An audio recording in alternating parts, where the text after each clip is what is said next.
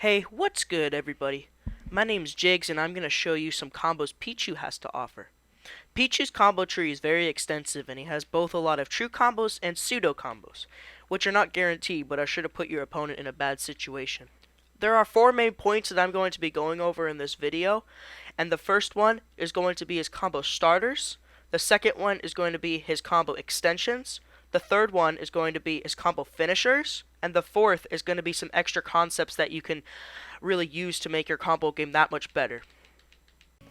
Alright, so to start things off, when you're comboing with Pichu, you always want your opponent to be a little bit above you. That's always the best spot that you want them to be in, because that's always the best way to get your combo extensions. But we're going to be talking about his starters and how to get them into that position. So, the two best options that Pichu has to get them a little bit above him, to combo into his other stuff, is going to be down tilt, and it's going to be down throw. And these two options are definitely Pichu's best ways to get combos started, but he does have a lot of other options. It's just that these two are the most practical and are the ones that you're going to be wanting to go for the most. Pichu's third best combo starter is his neutral air, specifically when he cancels it into the ground. If you do hit your opponent with a falling neutral air, you can combo it into a grab. And as I said before, down throw is also one of his best combo starters, so looking for falling neutral airs can be important if you think it's going to counter your opponent's options. Now watch as I demonstrate. So neutral air true combos into grab, and down throw combos into a lot of his other combos. And I'm going to get to his extensions in a little bit, but there are still a few combo starters that actually are quite important, so I'm going to be going over those now.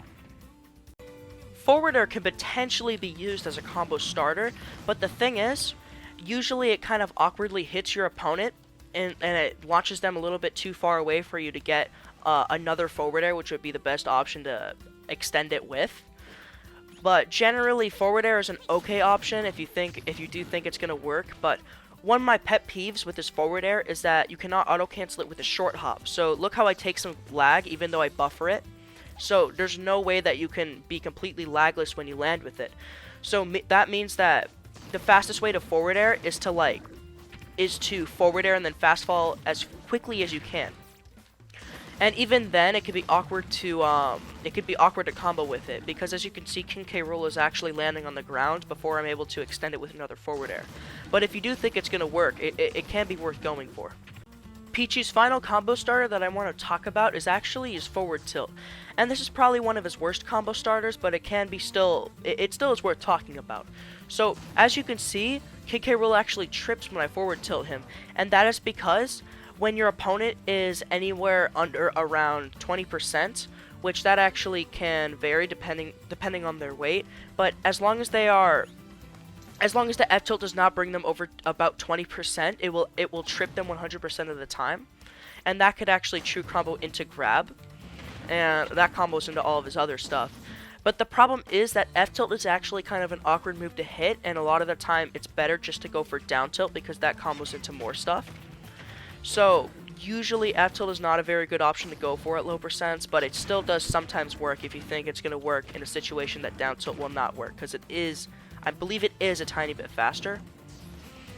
But yeah, it can work sometimes, but I wouldn't really bet on it, because a lot of the time they could actually roll out of the trip animation from the F tilt.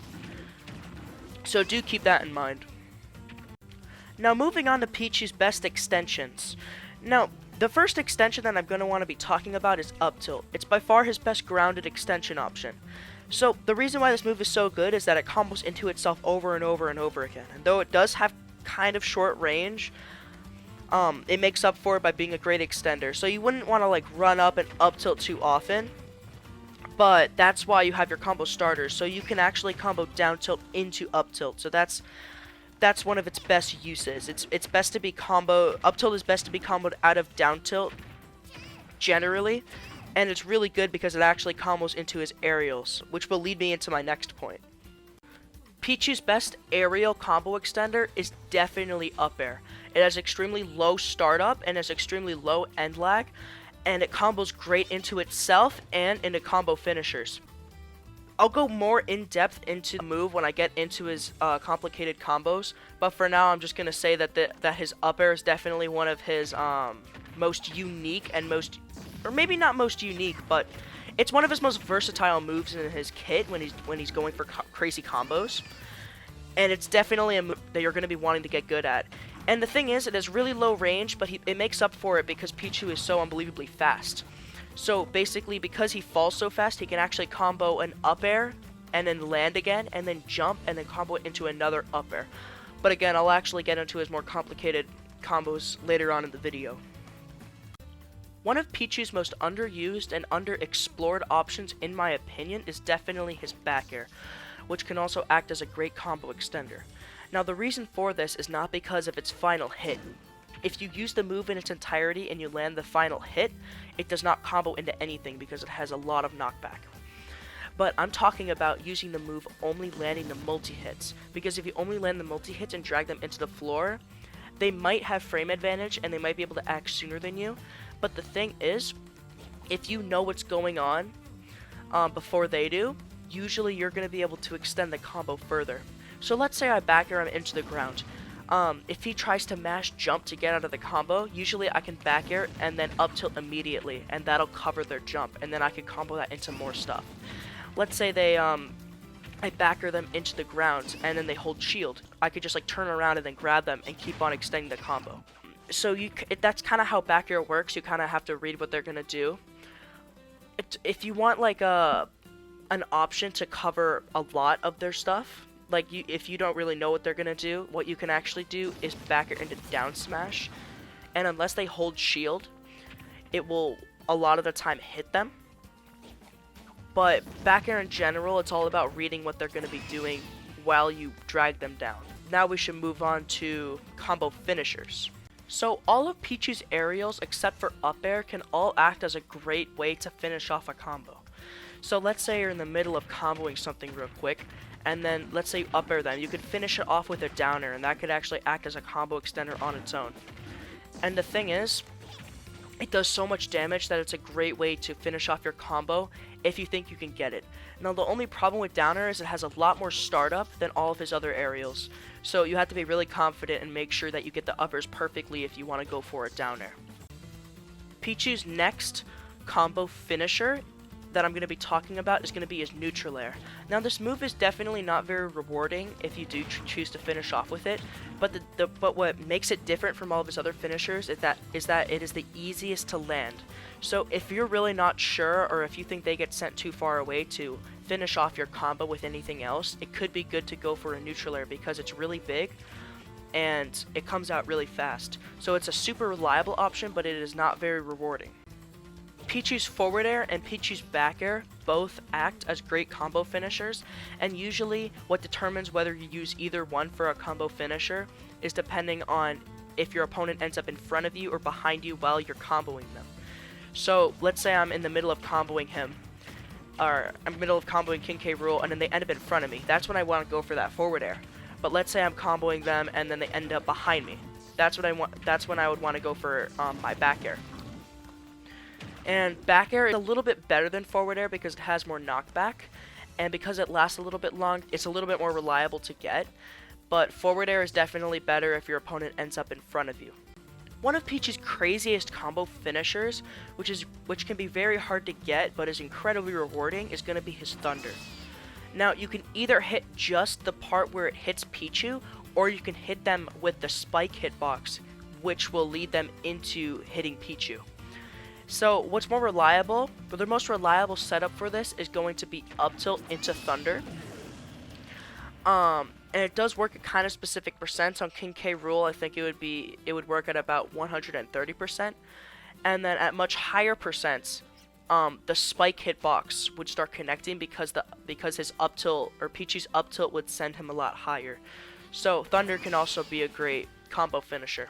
Alright, now let's get on to some combo concepts and just general combos that you might be going for a lot, and ways to extend your advantage state with your combos. So let's say you're at 0% and then you're dashing around your opponent, you're trying to find a way in.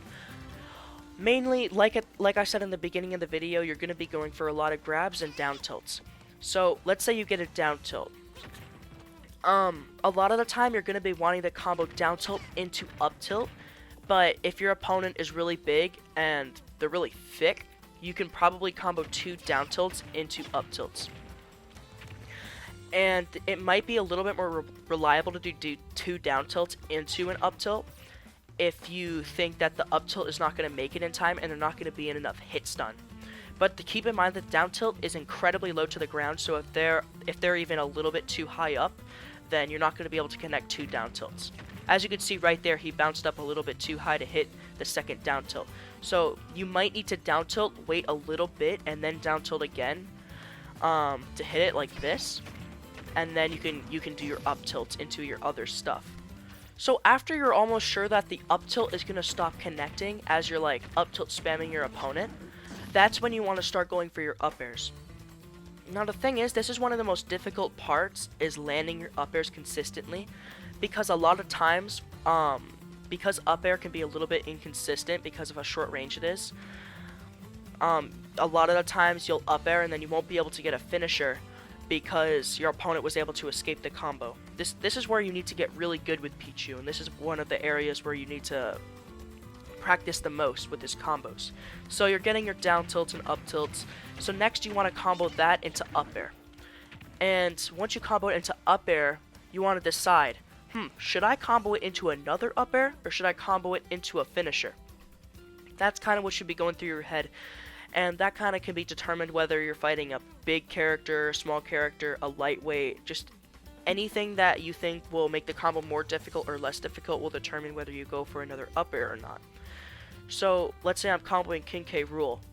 I'd want to go for like an up tilt, 2 up airs, and then like I just want to keep that up because I want to keep him in the same position that he was in, like right up there, so then I can maybe continue with a few more juggles and things like that. But let's say I want to get him off stage, I can up tilt, up air into nair, and then that will be consistent and that'll get him off. So you can also maybe do stuff like, you know, just anything that you think is going to work out when you're comboing them. This is very free flow. You don't really need to do anything super specific. It's just getting the up airs down because it can be very difficult to get them down. Another key point that I want to point out with Pichu is that it's a little bit better to hit them with the backside of your up air, because as you can see, Pichu's up air actually starts and goes lower behind him than where it comes up, so you're more likely to hit your opponent if you use the back end of it. And not only that, but because it starts behind you, that's where the frames are going to come out the fastest. Because let's say like maybe your up air, I don't exactly know the exact frame data, but let's say it comes out frame 4 behind him, and then it finishes frame 8 in front of him. You'd want the fastest move possible to come out, because let's say you're not very confident that your up airs are going to hit. A lot of the time, to reduce you needing to guess where your opponent is going to be, because since the front part of your up air is going to be a little bit slower, you'd want to make sure that it's the back part of your up air, so you have those extra frames to work with when you're comboing them. So let's say you're like comboing them with up airs, you want to make sure you want to use the back part of it a lot. I actually accidentally turned around in the middle of that, but so you're like using the back end. And the thing is, because you're using the back part of it, yeah, you just have extra frame advantage, and it's a little bit better to go for the back end of it. But getting the front part of his up air and the back part of his up air, they both work very similar, but it will be a little bit better to get the back part of it. What I just said for his up air, the opposite applies for his up tilt. Now, it might look a little bit deceiving, and what I just told you might make it seem a little bit deceiving, because Pichu's up tilt does start behind him, but the thing is, the hitbox is incredibly small behind him. So basically, I could get this close to him and it will not hit him. And it could be really, and the way the hit trajectory will send them, it just, like, when I'm like up airing him from behind, it's just not quite as consistent as hitting someone from your up tilt from up front. And the up tilt goes deceivingly far in front of Pichu, and it has a lot more range. So usually you want to hit people with the front part of your up tilt and then use the back part of his up air. So that could be a good pointer, is that if you think your up tilts are not connecting correctly, make sure you're trying to use the front part of it. Now, more about Pichu's back air. Here's where the move gets kind of interesting.